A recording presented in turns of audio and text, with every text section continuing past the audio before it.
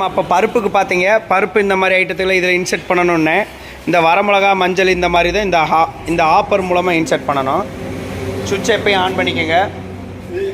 முன்னாடி இல்லைண்ணா போல் அந்த சுவிட்ச் ஆன் பண்ணிவிட்டு இந்த எம்சிபி இருக்குது பார்த்தீங்களா, இதை ஆன் பண்ணோன்னே பல்வரைசர் ஓட ஆரம்பிச்சிடும். ஓட ஆனோடனே இதில் வரமிளகா ஃபீட் பண்ணணும்.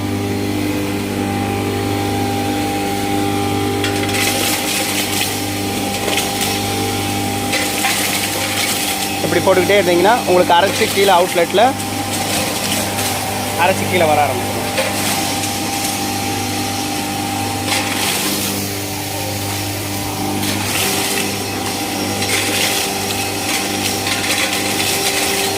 அந்த மெத்தட் சொல்லியிருந்தேன் பார்த்தீங்களா சார், அதே அந்த நார்மல் லோன்னு சொல்லி இனி லோவில் தான் இருக்குது. நல்லா ஸ்பீடாகவே நீங்கள் மெட்டீரியல் போடலாம், நல்லா போடலாம்.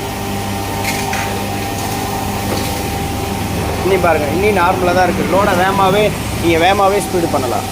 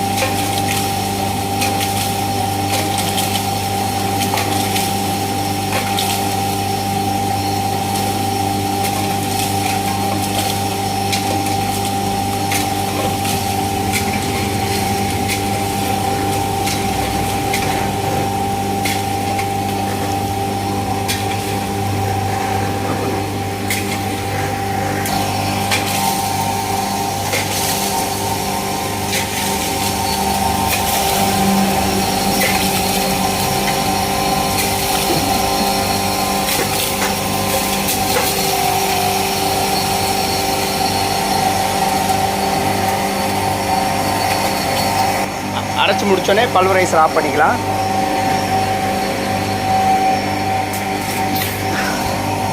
இது வந்து இந்த ஸ்லைடு நமக்கு என்னென்ன சைஸில் நமக்கு அரைக்கணுன்றதுக்கு இருக்குது. ஃபார் எக்ஸாம்பிளுக்கு இதில் 3, 1, 4, 6, 5ன்னு இருக்கும். நமக்கு 1, 2, 3ன்னு என்ன சைஸ் வேணுமோ, எவ்வளோ நைஸ் வேணுமோ அந்த நைஸ்க்கு ஏற்ற மாதிரி அரைச்சிக்கலாம். இப்போ போட்டிருக்கிறது நான் வந்து 2 போட்டிருக்கேன். எவ்வளோ நைஸாக வந்திருக்குன்றதை பாருங்கள் சார். கையில்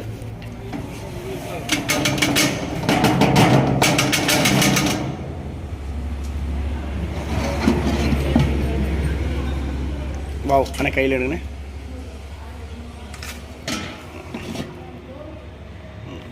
நல்லா ஃபைனாக நல்லா நைஸாக அரைச்சிருக்கு.